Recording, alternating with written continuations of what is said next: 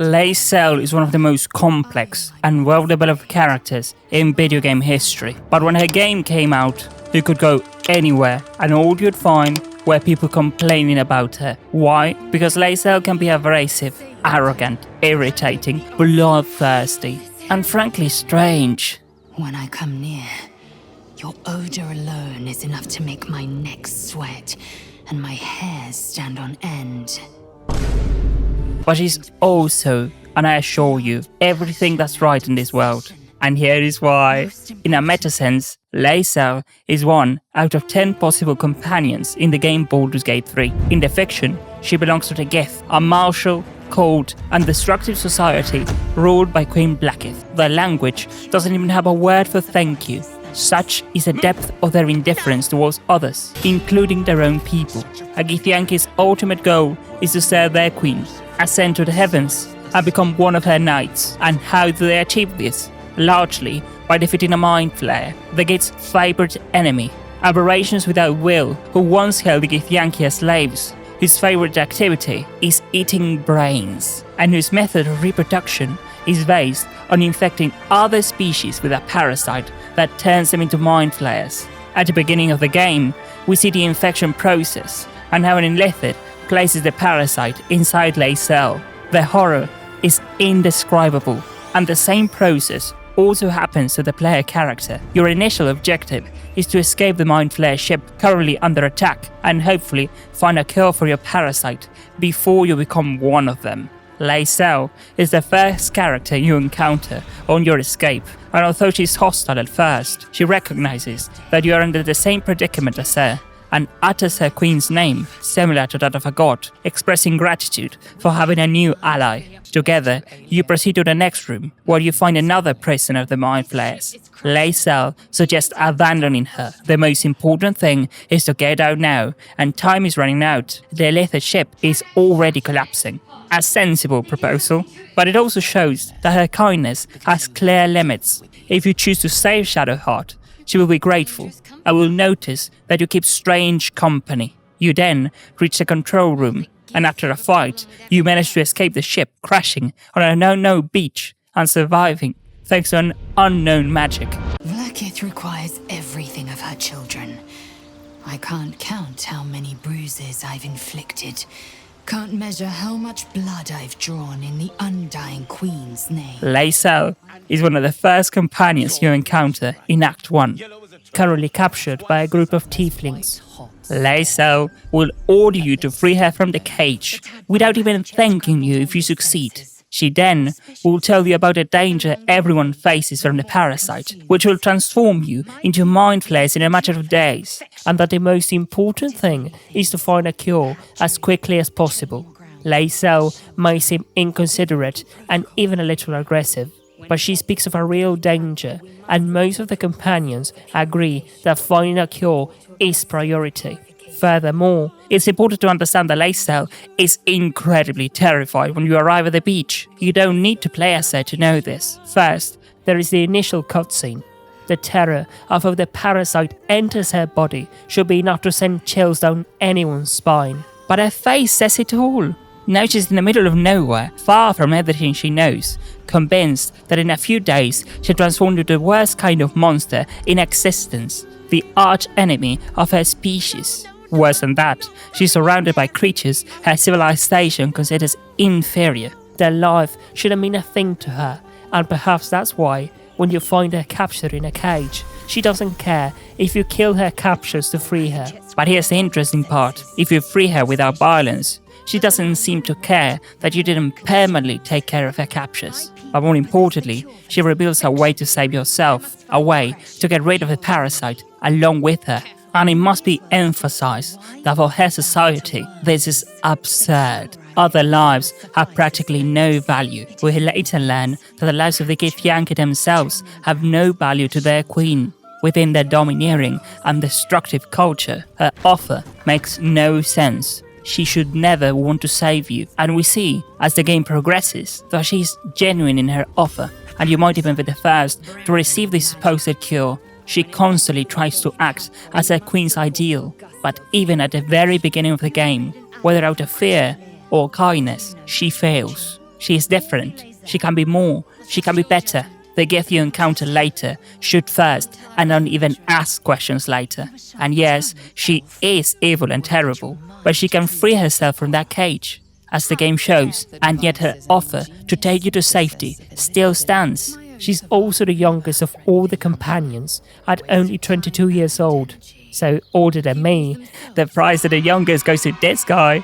But several of her behaviors can be understood as an age-related issue. It must be said, though, that Lae'zel is more bad than good now, because let's not get things mixed up. She's fine by the terrible standards of her society, but to most creatures in this world, she is terrible. If you kill a group of refugees with her, at best, she'll be indifferent, while other characters abandon your party, or like Shadowheart, the most similar in her character arc, who has to get drunk to cope.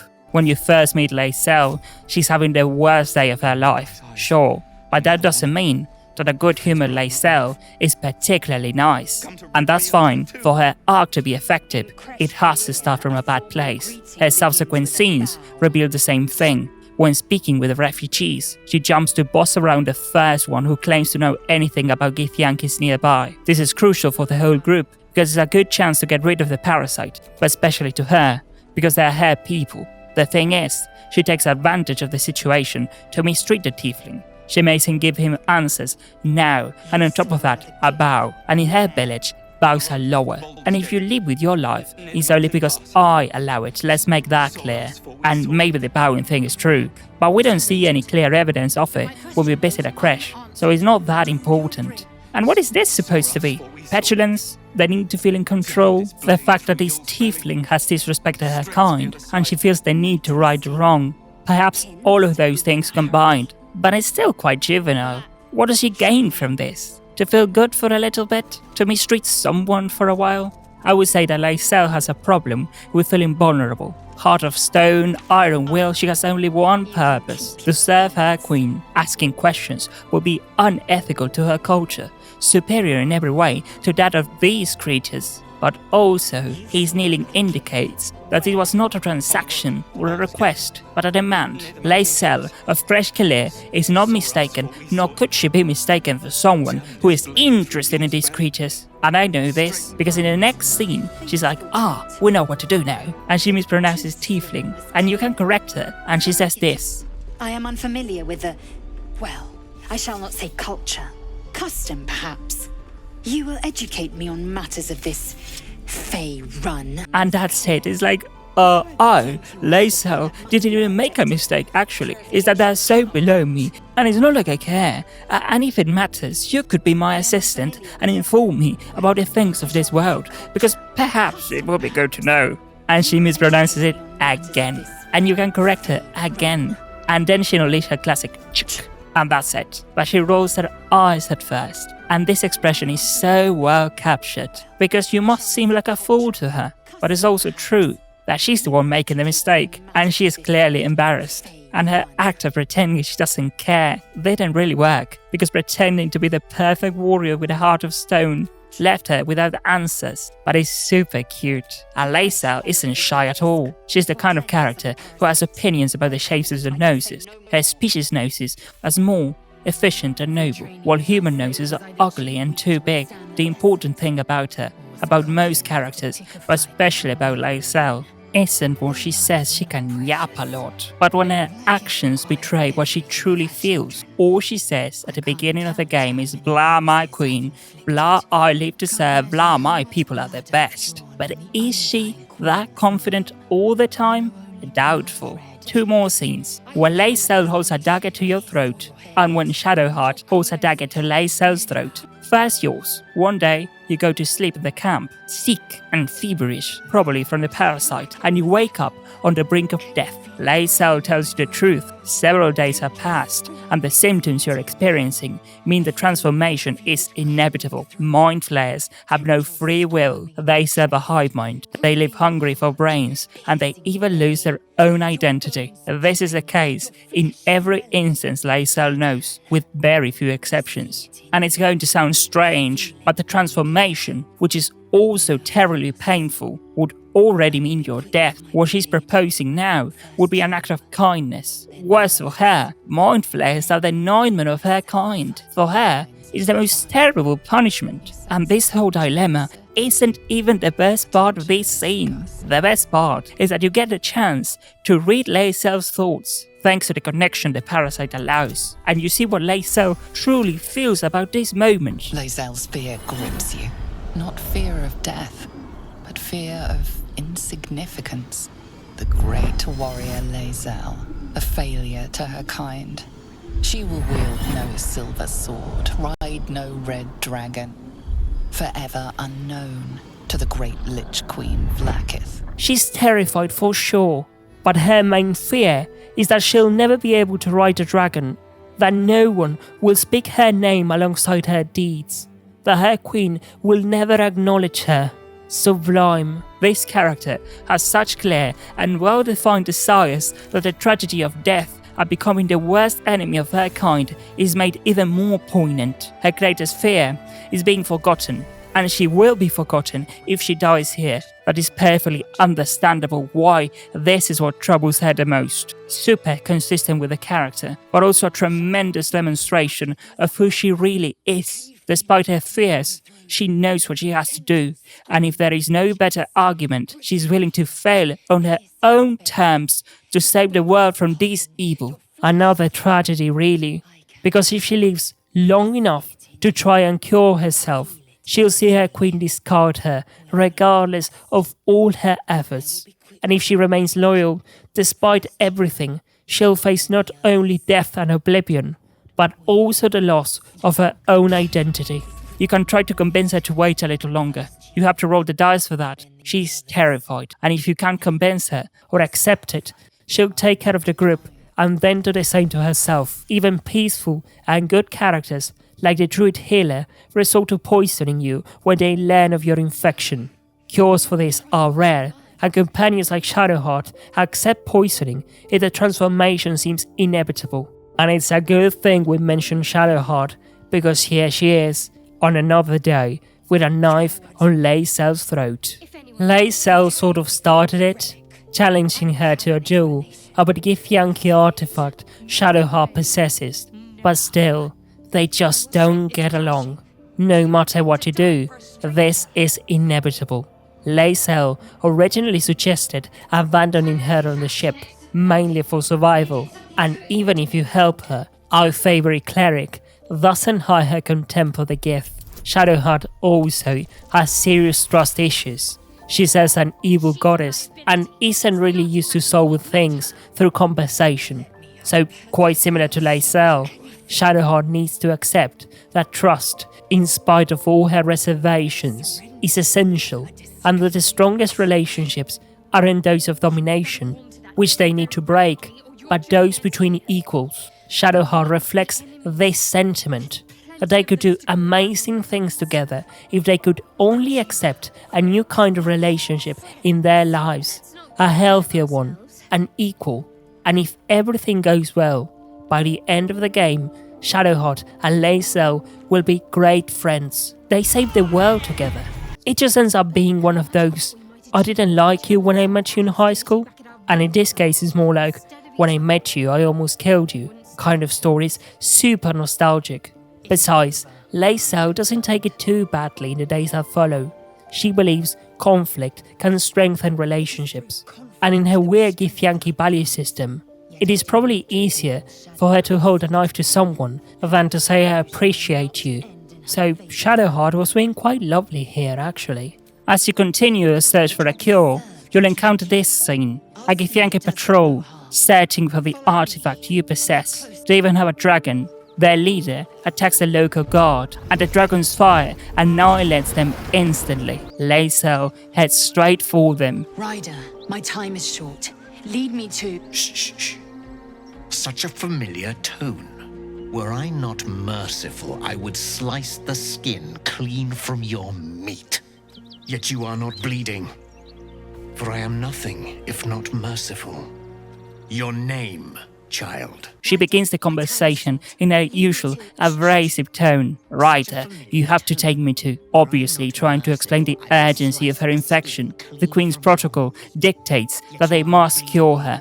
But the rider interrupts her, letting her know that he would tear her apart right now and that his great kindness is the only thing preventing that. He says that to another Githyanki, because we'd already seen how he treats the rest of the species. Boss, the Gith leader, calls Laezel a child, and she has to correct herself, listing all his titles before she can say a word. Whether you let Laezel handle the conversation, or even take the initiative yourself, most scenarios end with Boss ordering your death, even when Laezel tells the truth and states that protocol dictates she should be taken to a crash for treatment. Boss simply says that the proper procedure for infected is to kill them. The only way for Laezel to survive this encounter without a fight is by lying, getting lucky with the dice, and implying that the group are merely Laezel's slaves, and that she's perfectly capable of assisting Boss in this quest. If a fight with the Gith becomes inevitable, which is highly likely, Laezel would declare them traitors, who refuse to obey their queen's command. Even when other Githyanki have tried to kill her, Laezel remains completely bound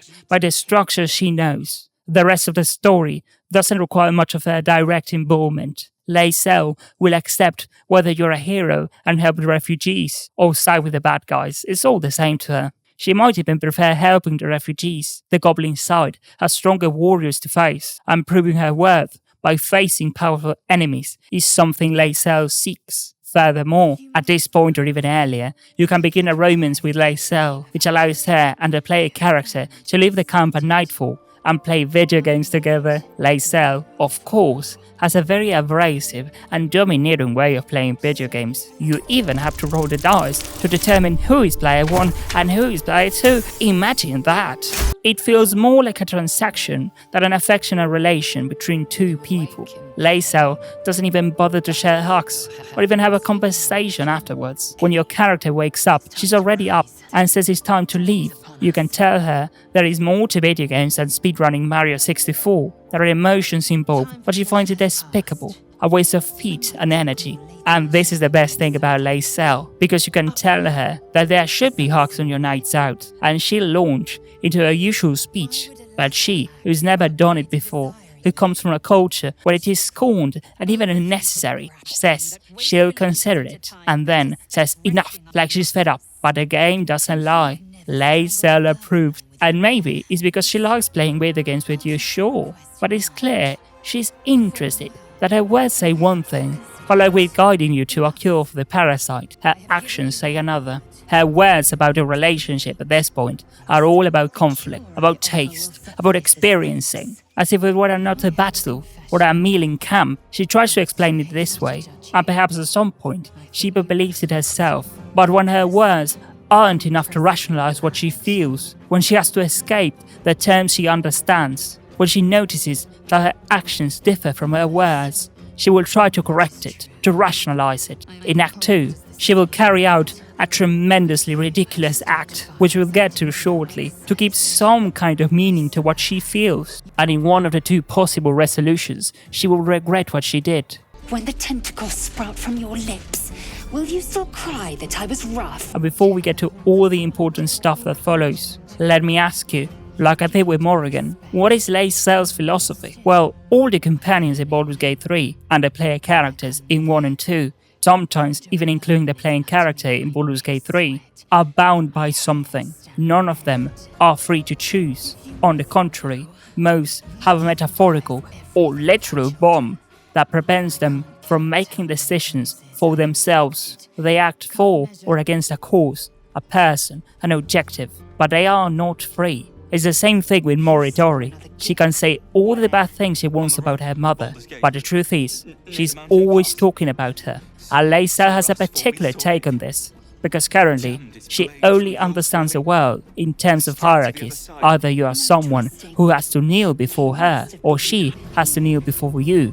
And that applies to conversations, battles, sex. See, I didn't even say playing video games this time. Every single thing Laezel processes is influenced by this at some point. Her ultimate goal in life is to serve, to be noticed by her queen. The reason she keeps for dating the player is that he's an exceptional person and leader. She demands the artifact from Shadowheart because she shouldn't have it, then says that although she respects Shadowheart more, that she would undoubtedly win in a fight, and later says something like, "Oh yes, you're improving."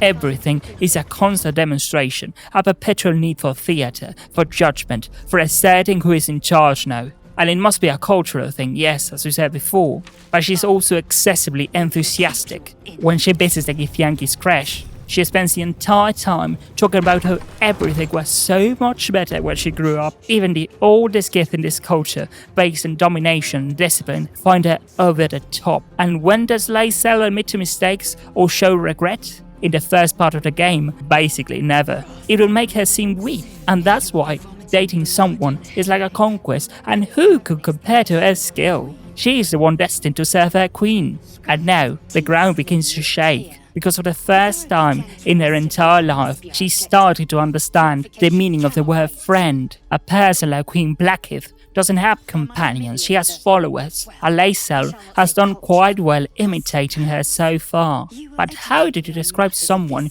you feel affection for? First, she'll ignore it. Then she'll try to convince herself. She'll shout as loudly as she can to distance herself. And finally, she'll try violence, because that's the only thing she was ever truly taught to do. And that applies to both her worldview and her loyalty to Vlakith. When you encounter Githyanki, it is crystal clear. She's ignored Vlakith's negative influence on her entire life. And when those lies confront her directly, she'll shout everything she can to deny it. And finally, she'll fight and say that the Githyanki attacking her are traitors or spies or whatever, and that they don't obey the commands of Mother Gith. And then you know what she's going to do. She's going to feel bad, because the world she knows is crumbling before her eyes. There are two things Laezel learns during the campaign: how she sees herself in relation to the closest figure she has as a mother, and how she sees others. Two things crumble for her over the course of the game, because even if you convince Laezel to remain loyal to Vlakith by the end, she's a different person from the one she started as, and she's primarily driven by the people around her. Both Morrigan and Laezel are reflections of their mothers, both in the things they accept and the things they reject about them. And it doesn't surprise me that in both games it is the influence of other people, but mainly their own experiences, that open their eyes to the world. Both internalize a horrific worldview, Laezel far more than Morrigan, and it's their connections outside of this space, always discouraged by their homes, that have profound impact on who they are, or what they directly see about the world. Morrigan talks about mountains, and Laezel will notice the beauty of a sunrise. Do you know how strange it is for Laezel to take someone's hand, to say she misses someone, to say thank you? The only thing she was effectively taught was violence and domination, and that applies to every aspect of her life. Even being with Laezel at the beginning of the game is physically painful. Obviously, she knows how to control it. She's a soldier, not a madwoman. But it is the only tool she truly possesses. Violence is endured when committed by those above her, while violence is inflicted to those below. But what to do with an equal? Can that even exist? That question is destroying her mind. It doesn't fit into her worldview, and it takes a whole game for her to figure it out. And let's look at this as proof. When you finally approach the Githyanki crash, searching for what Laezel is sure will give you a cure, try to backtrack or go to another area. Laezel will reluctantly accept, but will wait there for you until you regain your senses. And when you do, she'll start a conversation, and this happens. Truth be told, never mind. Come with me, and let us be purified. She stops. No. You have to roll the dice, and she admits she misses you. I'm glad you came back, all right? Now let's move before this discussion turns maudlin. And you can tell her you miss her too, and she genuinely doesn't know what to say. Well... Come then. Every moment counts. I don't think she's ever said anything like that to anyone in her life. At least not in the way she's doing it now. And right there, at the very beginning of the game, you can already see the group's influence on her. She's literally speechless. Right next to this conversation, a scientist of sorts, who wants to buy a Githyanki egg to study it with her colleagues. Laezel is furious at the proposal, and with good reason. This woman literally wants to buy a person. So while it is a matter of pride, we see that Laezel sometimes, this is not the only example, when she curls Astarion's bloodlust is another, shows more kindness than those around her, though the bar remains quite low. Finally, at the Githyanki base, Laezel feels more at home than ever, and the group can go to be healed. Whether you go first or she does, the consequence will be the same. The machine is not designed to cure the Githyanki of the parasite, it is designed to kill them. What Laezel knows is a lie, and after the machine is destroyed by the power of your parasite, Laezel, even if she nearly died from the machine, trying to hold on for as long as possible, for a reward that was actually a trap. And even if you end up killing the doctor who was going to cure you, Laezel will say that she's a traitor, even a spy, and that the machine was tampered with. And this must be reported to the same authorities who just moments before tried to kill you. Obviously, no one listens to her, but her confidence is so complete that she says you should reveal the artifact to the Githyanki that they were looking for and even hand it over. And then you see the Inquisitor, the person in charge of the place, who completely ignores Laezel's claims about a spy. On the contrary, all he cares about is the artifact. The most sensible thing would be to refuse, but in that case, Laezel says that if you don't hand it over, you'll pay with your life. If you were the first to try and be purified, you'll have to roll the dice to convince her that something is wrong. But if she survived the assassination attempt, she'll understand it without the dice. Despite her entire upbringing, the story of her life, she decides to trust you. A huge decision for her character. And then it happens. The most anticipated meeting. Vlakith, not in person, obviously. She's too important for that. But it is clear, the matter warrants her attention. She doesn't care at all that you kill her warriors to keep the artifact, that the Inquisitor's blood adorns the floor. Far from it, she even finds it promising. Laezel immediately kneels. This is the most important moment of her life. Vlakith says you have permission to look at her, that you're invited to kneel. Obviously, you can refuse, and Laezel makes the biggest gesture of pain and utter shame. And perhaps that's why the Queen addresses her. You are better than this, Laezel. You must obey my command, Laezel. And Laezel is completely thrilled that her Queen knows her name. In spite of everything that's happened, this must be the best day of her life. Vlakith orders you to cleanse the artifact of her visitor, the individual who protects you from becoming a mind flayer, and hand it over. Throughout this conversation, you can anger Vlakith, irritates her to the point where she kills you on the spot. Now, being able to kill you by a Bluetooth just like that is incredibly powerful, but from what I understand, Vlakith here is casting the wish spell, and in this case, she wishes you to be dead. What does that mean? That while Vlakith is very powerful, she's not divine. Despite appearances, she's not actually a goddess. It is impossible to kill the visitor. Even if you hand over the artifact initially, Vlakith orders her servants to betray you and take it from you, almost unnecessarily, because Laezel would have never sought to betray her, but that's Vlakith. And here, Laezel's development takes a tremendous turn, because she's forced to escape what should be her home, defeating every single Gith who lives there, betrayed and abandoned by everything she believes in.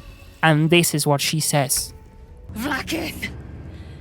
I have wielded your fury as a blade, roared your wrath as a dragon. Yet I crawl among my own people, low as an asp's belly. Shadowheart! Is this to be my penance? Is this heart of stone doomed to shatter? The perfect line, the one that sums up her entire character. Laezel is the most obedient daughter of a mother who is at best indifferent, the staunchest defender of a system that would discard her in an instant, a person who lived her entire life by a code none of her superiors cared to respect. Cruelty, aggression, coldness, cunning, ferocity, prowess in combat, all in service of nothing. What is the point of sacrificing everything, even your own emotions, for an entity that will discard you like a broken toy? Laezel doesn't even want to fully accept it. Everything she knows would vanish in an instant. But what else is there to do now but accept the truth? And even in that moment, Laezel refuses, saying it is a test, and then shouting that she needs to think. If you rest outside a creche or travel to a new area, at nightfall, Boss, the rider who would have slaughtered the entire group earlier, appears at your camp and lifts his sword on the ground. I love this moment, because Laezel thinks Vlakith sent him to kill her, while Boss works to destroy Vlakith. But instead of mentioning this fact at the beginning, explaining who he serves and his motivations, he uses Githyanki customs to get Laezel to listen. There are two reasons why this is great. First, because it maintains the mystery of what happens to the artifact, what is the alternative to defeating Vlakith, and what his true motivations are, delivering a twist on the story, Boss's loyalty, while keeping the rest under wraps. A worse story would explain everything at once. Second, because perhaps, even if Boss doesn't believe in Vlakith's project, he does seem to believe in the customs and have an affection for his people as a concept. Laezel, in most of her endings, never loses sight of this. On the opposite, she becomes even more compassionate to her people, and I think it is excellent that the best way Boss finds to communicate with her is by appealing to this identity, because it sets course for Laezel's arc. The Githyanki are not inherently evil. You don't need to steal a baby to know that. And for that very reason, not all of their customs have to be discarded. Laezel can smile and continue speaking her native tongue at the end of the game, even while acknowledging the multitude of crimes of her queen, and even her people are responsible for. I also think it speaks volumes that the first conversation in the entire game, in which a Githyanki doesn't order another one around, or is even remotely aggressive, is the conversation in which a Gith lays down their sword. In the epilogue, Laezel will allude to this very point, stating that words prove stronger than the sword, and that she will forge an alliance with the Githzerai, another people opposed to Vlakith, because a gesture of goodwill can achieve more than violence ever could. Again, the key to her story is in this very scene. Even then, nothing on her journey will be easy, and the repugnant things Boss says about Vlakith cause Laezel to draw her sword. There, she faces a choice, whether to close herself off from the truth, continue serving the queen who seeks to consume her, or forge a new path, however difficult it may seem. The choice is hers. I served Vlakith the whole of my life. Learned her words, fought her battles, yet she names me her Sharlak. Your words carry truth. I will meet you in Baldur's Gate. Do not make me regret it. Monumental for her character, Laezel has now rejected everything she knew, when the easiest option would have been to simply ignore it. All of that in the hope of creating something better. She will then meet with the rider at Baldur's Gate, and that is now the next objective, to dethrone Vlakith and find out what this whole artifact thing is all about. I've torn flesh from monsters and men. I've laughed as they suffered. But you, I don't want to hurt you. I want to protect you.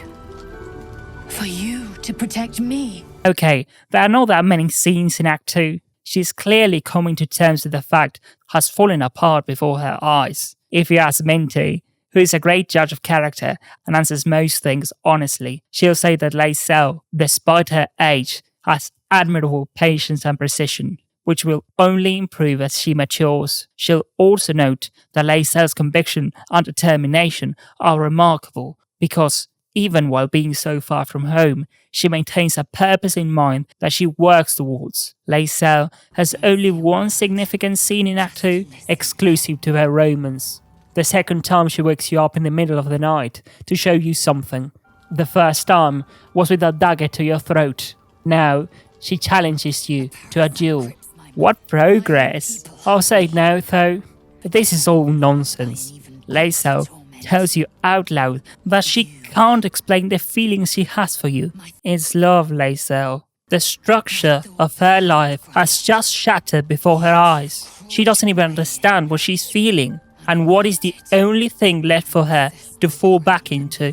Violence. As we have discussed earlier, she'll tell you it's a Githyanki thing. That this is how they prove to each other they're worthy, blah blah blah blah. It doesn't matter. We know even the game itself considers it nonsense. Because, in the end, Laezel will find a much healthier way to express her love. She reminds me of someone. Okay, fine, fight. If your character wins, Laezel will exclaim, overjoyed, that you're the source of her bruises. And she'll continue with a smile of someone convincing themselves that the scam they fell into isn't really a scam.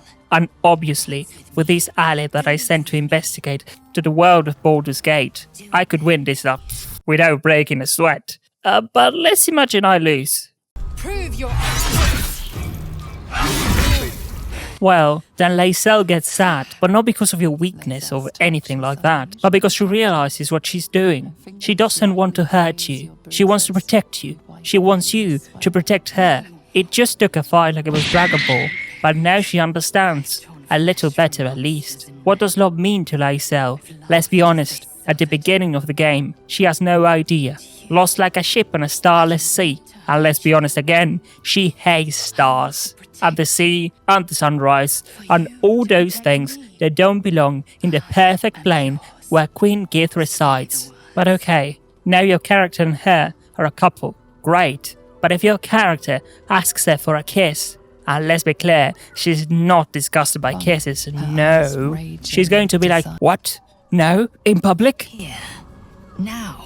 She reminds me of someone else. Okay, I won't say it anymore. What I also love about it is that a few days later, there is another conversation.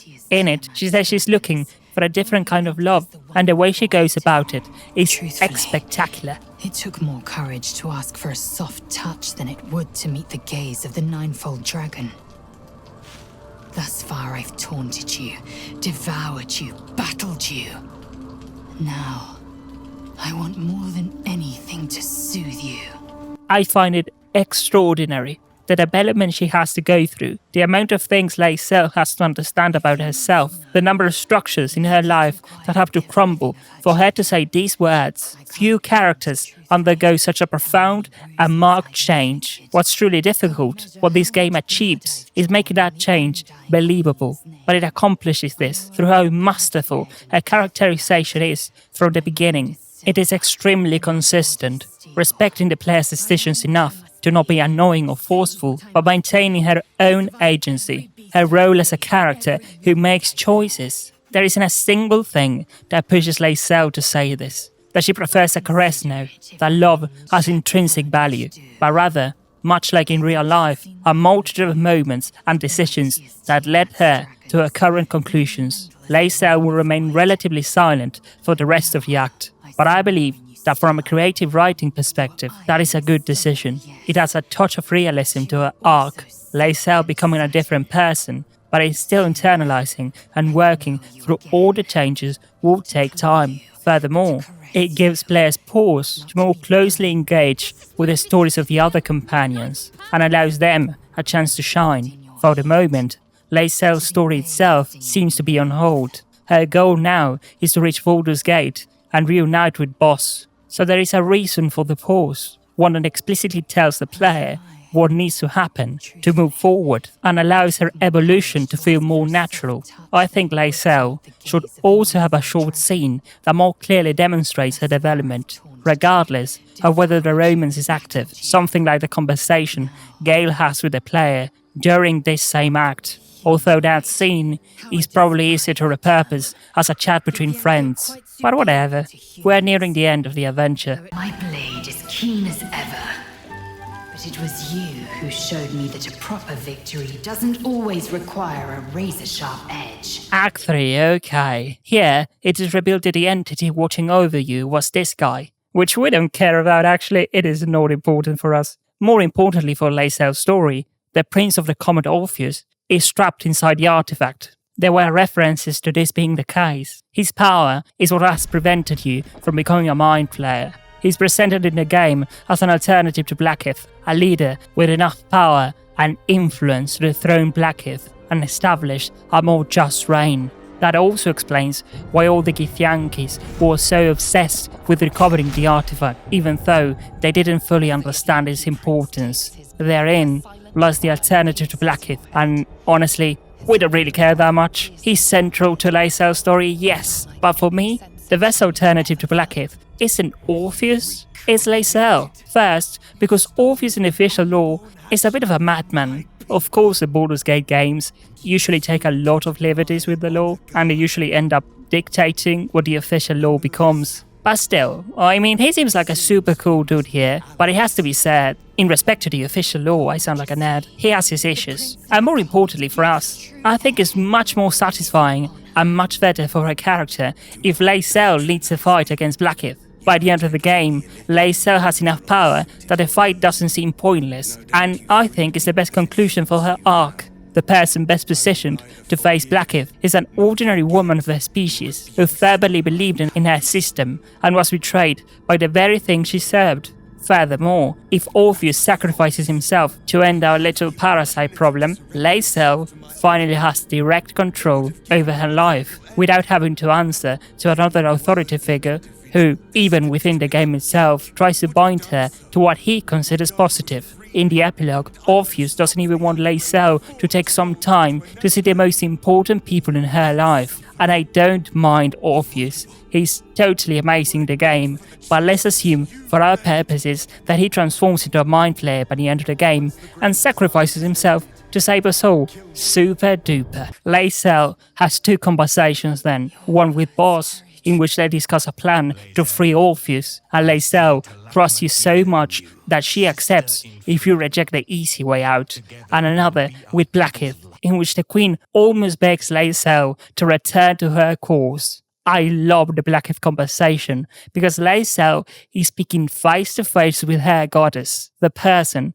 she killed and fought for her entire life, and the contempt with which Laezel refers to her speaks volumes about her growth. Vlakith is someone who doesn't reserve respect, and Laezel reaffirms this by rejecting her one last time, excellent in every way. And there is more to come, because Laezel, for the first time, as far as we know, tells a joke. The goddamn goat right here. She has learned so much that she's a comedian now too. But obviously, it is only a joke if anyone else found it funny. Now, yes, the moment everyone came for. The rooftop scene. And I have to borrow this one, but it's by far Laezel's best scene, if not the best scene out of all the companions. Here, Laezel wakes your character up for the third time, which, like the previous time, is urgent and can't wait. And it's a sunrise. She wants to see the sunrise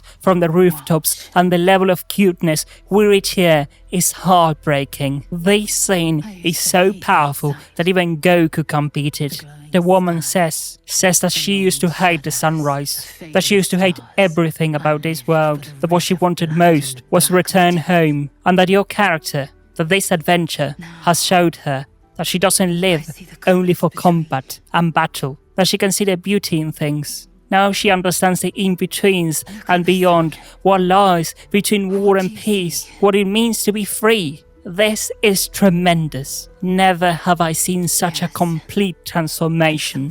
From where it begins to where it ends, Laezel could easily be unrecognizable. She's not only a kinder, more endearing person, but also a more complete one. Laezel's peak is this moment when the most abrasive and ruthless warrior transforms into the kindest and most human. It irritates me that this scene is only available for the Romans because it's the culmination of everything, and other characters have their peak scenes independent of the relationship. But the truth is, I could never be angry by such good writing. The last thing Lae'zel says in this scene is a new title for her partner, Reason for My Joy, and it breaks my heart again. Love directly means something different to her now. She understands it and no longer denies it. A huge step compared to what she was before, but also the last barrier left to break down. Now, if her partner asks for a kiss, there is no need to roll the dice. And I wonder, what could the developers possibly be saying with this? Incredibly, the game continues. The world still needs saving, and after saving it, we have this conversation between Laezel and Prince Orpheus. The prince can't help his people if he's a mind flayer, and he asks Laezel to free them from the tyranny of Vlakith. Laezel, of course, throws out this masterpiece. Duty. All my life, I've traveled in its slipstream, not once questioning its path. In its service, I came here. And now, in its service, I leave. I will carry your hope, Prince Orpheus, and I will carry your burden. But to that burden I must add my own. The loss of those I leave behind. Of course, you can also convince her to stay in Faerun and build a new life here, which is a form of freedom, but Baldur's Gate doesn't seem to have a problem with organizations themselves, nor does it seem to believe that isolating oneself from the world, when one could intervene to help others, constitutes true freedom. Being a hero is a choice. The game allows you to be a villain outright, but it tells us something, that this enormous transformation occurred in an adventure where Laezel helps save the world. A world she doesn't belong to. Let's be honest, a world to which she owes nothing. But she also owes nothing to her own people, who mistreated her, used her, and discarded her. Laezel would have every right to abandon the fight, to experience peace for the first time in her life. But it is now that her heart is so large that she is prevented from remaining passive while others suffer what she suffered. She carries the responsibility and the pain of having to separate from the people she loves the most in this world. But she moves forward with her head held high, because everything she has learned prevents her from not acting in the face of such injustice. And I love the profound irony that Laezel accomplishes all the things she feared she'd never achieve. She has a silver sword, rides a dragon, and Vlakith knows her name.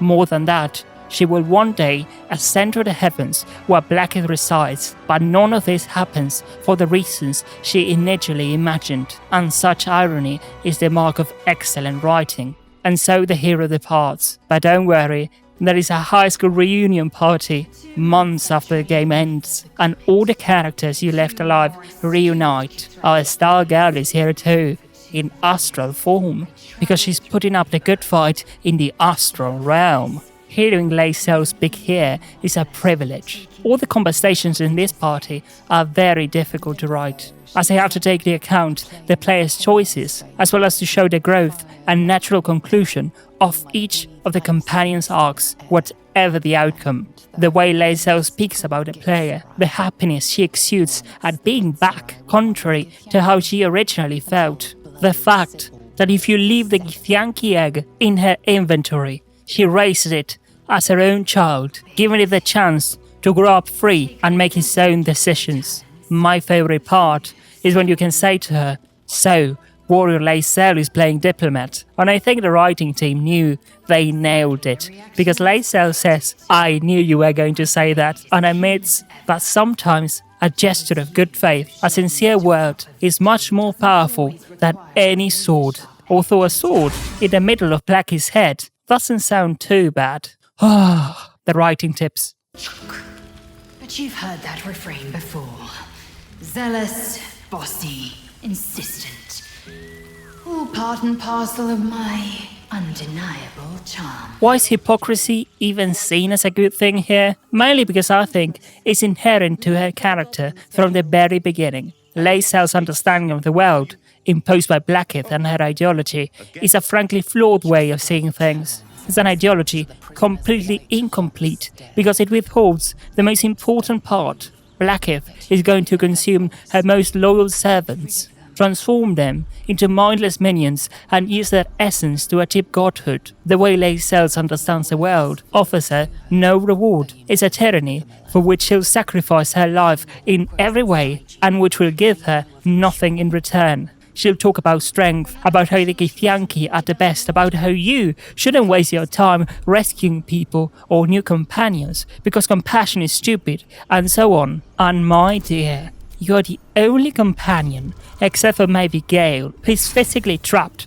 when the first act begins. And I understand Laezel can free herself, but she really comes across as a fool because of all her rambling. Are you seriously telling me that the supposedly strongest warrior is the only one who is captured when you meet her? And what about compassion?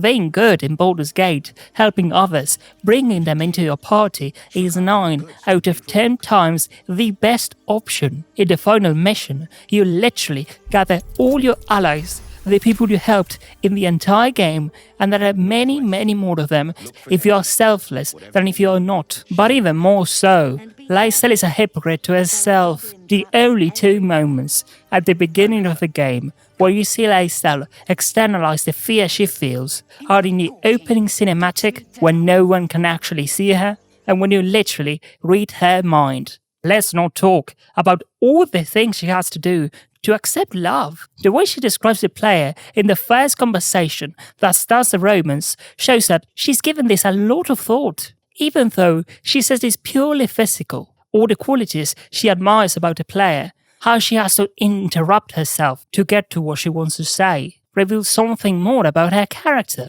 Vlakith's ideology is so pathetic, so shallow, under serious scrutiny, that the best Laezel can do to keep it from falling apart until her queen personally betrays her is to ignore everything and carry on, to lie to herself about the facts and to lie to herself about her feelings. I think most of the companions in Baldur's Gate 3 share this quality. There is a lot of consistency in how they're written. It sounds silly, like, oh, you were writing Shadowheart and suddenly it's Goku. But seriously, it happens. In Baldur's Gate 3 itself, you could say that Sarabok and Viconia are written with particular inconsistency, because they have nothing to do with how they ended up at the end of Baldur's Gate 2, but they also have nothing to do with their initial versions. There is no regression with these characters, they're simply different. Add to that the fact that while Viconia and Sarabok have the advantage of only appearing briefly and not being as relevant to the plot,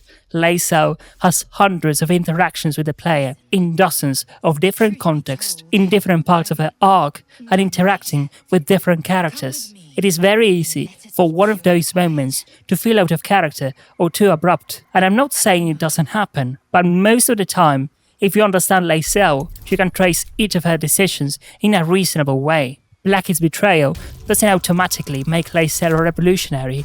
On the contrary, even after having to kill the Inquisitor, having the machine that was supposed to heal her try to kill her, and being personally scolded by her queen, Laezel says it must be a test. And when she hears the Night Boss talk about her queen, despite having experienced Vlakith's gratitude firsthand, she draws her sword when a rider starts speaking ill of her queen. Even moments like the conversation where she tells the player about her attraction that might seem inconsistent with her character, I think makes sense if you look beyond what the character says directly. Laezel says, I don't feel anything for you emotionally, but it seems quite clear to me that this is entirely true. She has quite a bit of trouble defining exactly what she feels. It isn't until the end of the game that she openly discusses what love is. If you always take the characters at their word, you'll get most of the story, sure, but you'll always have a missing piece. It's the same with Laezel. You can only truly understand her